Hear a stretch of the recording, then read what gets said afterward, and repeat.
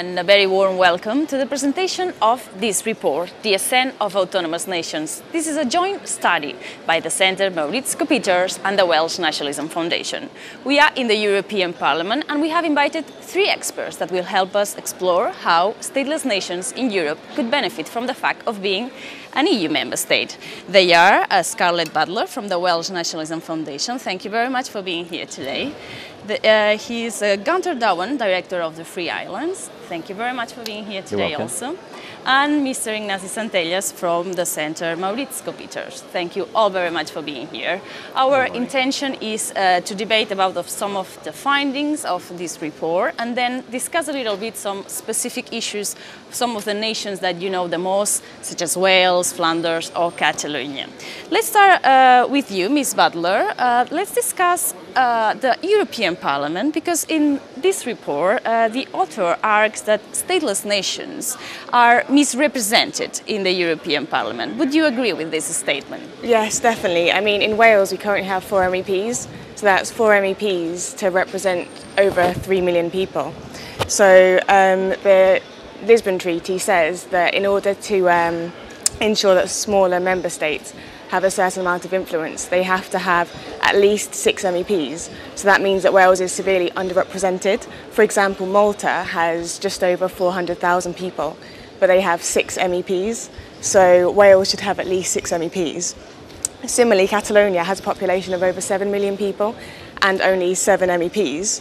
So as the author of the report predicts, Wales should have at least 9 or 10 MEPs, and Catalonia should have 15 or 16 MEPs. And that's a big difference, especially in an institution where all the voting is done and the decisions are made on a majority basis. Thank you very much. That's very interesting. Let's turn now, for example, to the European Council, Mr.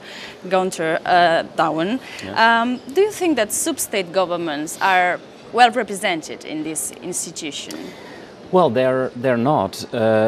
They don't get to negotiate at the top table, and they don't get to vote. The sub-state level actors that you come to mention, like Flanders, Wales, Catalonia, Scotland. I give you an example. For instance, in the Council for Fisheries, Luxembourg, who has no sea, has a seat, while Scotland and Galicia, for instance, highly depend on fishery issues, don't have a seat. And even though the Scottish Minister for Fisheries can be present in those fishery council meetings in Brussels, he don't get to speak, nor decide, nor vote. So that is something we expressed to Mr. Van Rompuy in a personal meeting that we had in 2010 to the President of the European Council, is that although they are very reluctant towards independentism and they do not approve and do not support it, they are actually encouraging it, because they make it very clear that the only status that matters is to be a state. So it encourages sub-state level actors to become a state. Mr. Centelles, what about the European Commission? Because the European Commission is an institution that is supposed to be the executive government of the European Union, so it's supposed to work for common interests of the EU. However, in this report, the author argues that some commissioners are becoming more and more political and that they are very influenced by member states, because in fact there are 27 commissioners for 27 member states.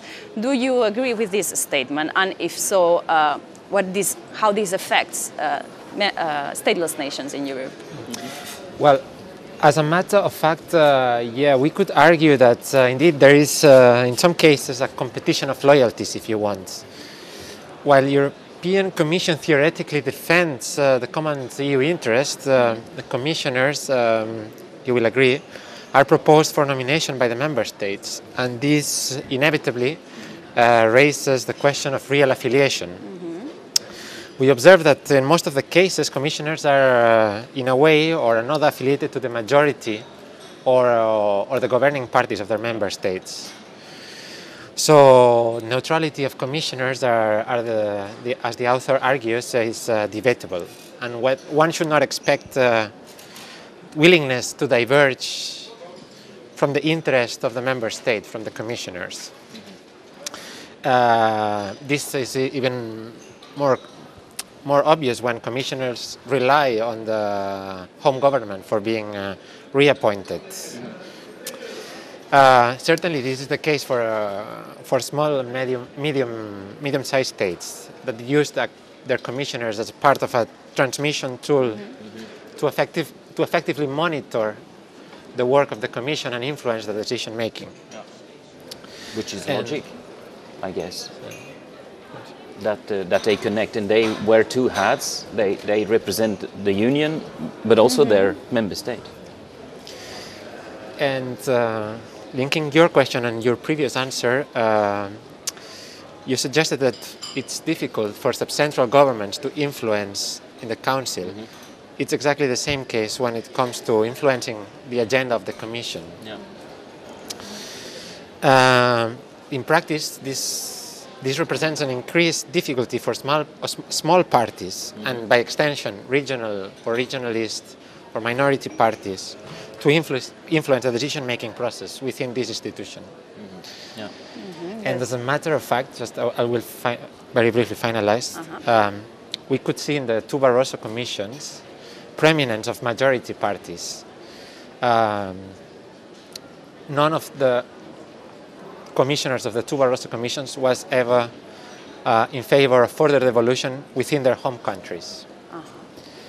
I think that taking this into account, it's obvious that subcentral governments or stateless nations in Europe have big incentives to have their own voice or seat in the Commission. But if we may turn the debate to specific cases, and we may focus, for example, Ms. Butler, in Wales, because if Wales was to become an independent state, don't you think that it will kind of lose some weight in the international arena, because now it's part of a big state in Europe like the UK?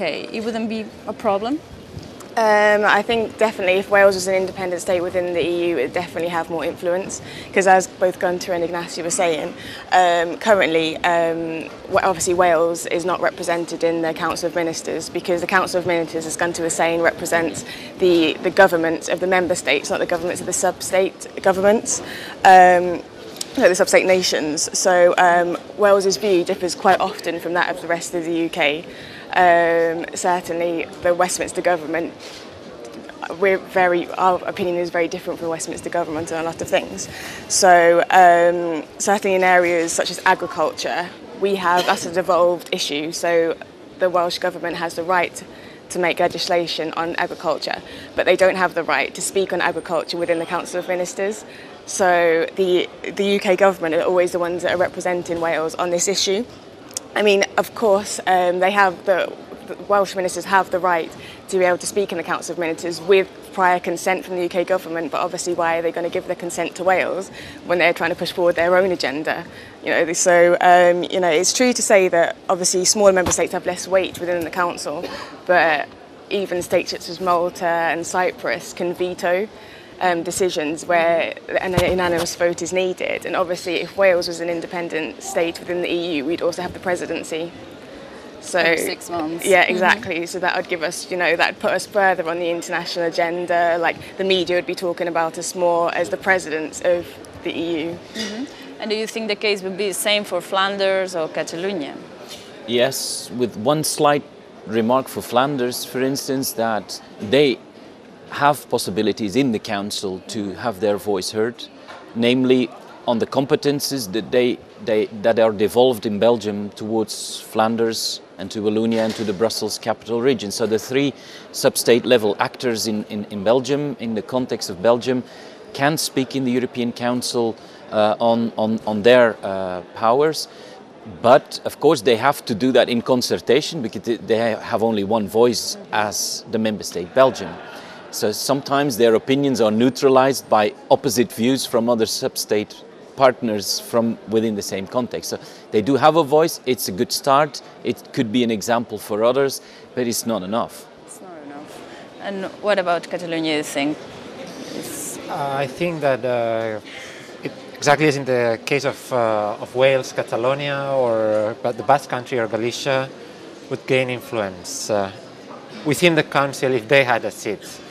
Because currently their representation is very diluted through a complex system of representation of regional governments in the Council, but never on equal footing with the member states. And now that we are talking about Catalonia and Spain, it has many different languages, Wales also. May I ask you, do you think that the time maybe has come for the European Parliament, where we are today, to recognize officially languages like Catalan or Welsh, for example? Well, indeed, it would seem obvious that a European Union proud of its diversity would allow use of languages such as Catalan, Basque, Breton, or Aragonese in the chamber. Unfortunately, it's not the case, and still nowadays the officiality of languages doesn't depend on the number of speakers or any other objective criteria, but rather... But again, the status, the state, or not.